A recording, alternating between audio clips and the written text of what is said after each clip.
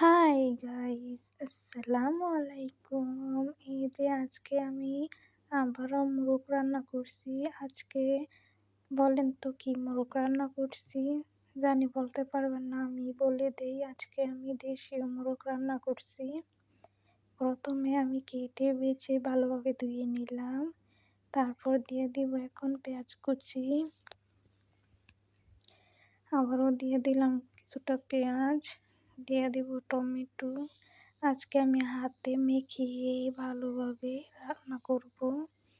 দিয়ে দিলাম আদা রসুন বাটা, দিয়ে দেব এলাচ, রং, তেজপাতা সব কিছু। 2 চামচ দিয়ে দিব হলুদের গুঁড়া, 2 চামচ দিয়ে দিব মরিচের গুঁড়া, দিয়ে দিব এখন জিরার গুঁড়া, 1 চামচ দিয়ে দিব এখন হলুদের গুঁড়া, দিয়ে দিলাম লবণ, আর একটু দিয়ে দিব।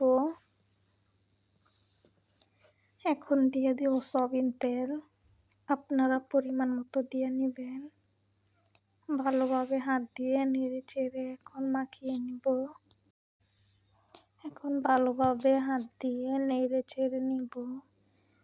কি সুন্দর করে সবগুলো একসাথে মিক্স করে নিব হাতের সাহায্যে। হাত দিয়ে মলিদা করে রান্না করলে টেস্টটাই অন্যরকম আসে।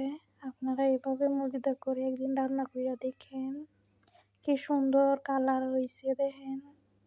এখন চলে যাব চুলায়। মলিদা করা মাংসগুলো দিয়ে দিব এখন কড়াইয়াতে, দিয়ে একটু নেড়ে চেড়ে নিব।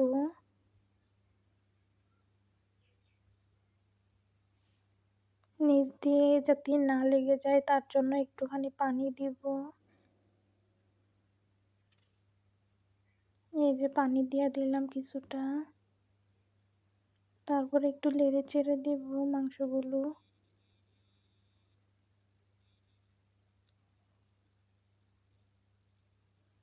নাড়া দেওয়া শেষ, এখন ঢেকে দেব কিছুক্ষণের জন্য। এই যে দেখেন বলক আইসা পড়ছে, আবারও একটু নেড়ে চেড়ে দেব।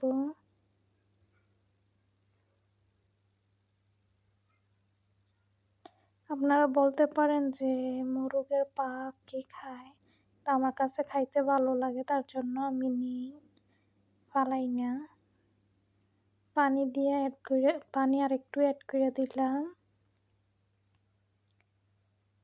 এই পানিতেই সিদ্ধ হয়ে যাইব। আবার অ্যাড করে দিলাম কিছুটা পানি, আর পানি দিব না। এই পানিতেই সিদ্ধ হয়ে গেছে আমার মাংসটা।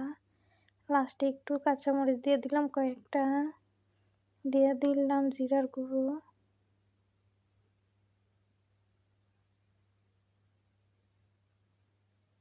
আমার মাংসটা প্রায় হয়ে গেছে, ফাইনাল লুক দেখেন। দেখেন কতটা সুন্দর হয়েছে আমার রান্না। আজকে খেয়ে দেখাইতেছি আমি কতটা মজা হয়েছে। এইভাবে আমাকে ফলো করবেন আর আমার রান্নাগুলো দেখবেন আমি কিভাবে কত সহজ উপায়ে রান্না করি।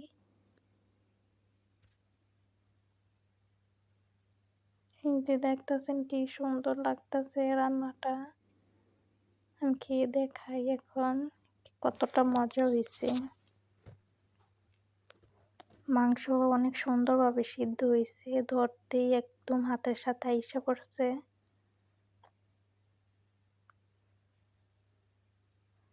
অনেক মজা হয়েছে রান্নাটা আজকে। গ্রানি পেট ভরে গেছে রান্না করতেছিলাম যখন। এভাবে ট্রাই করেন বাড়িতে।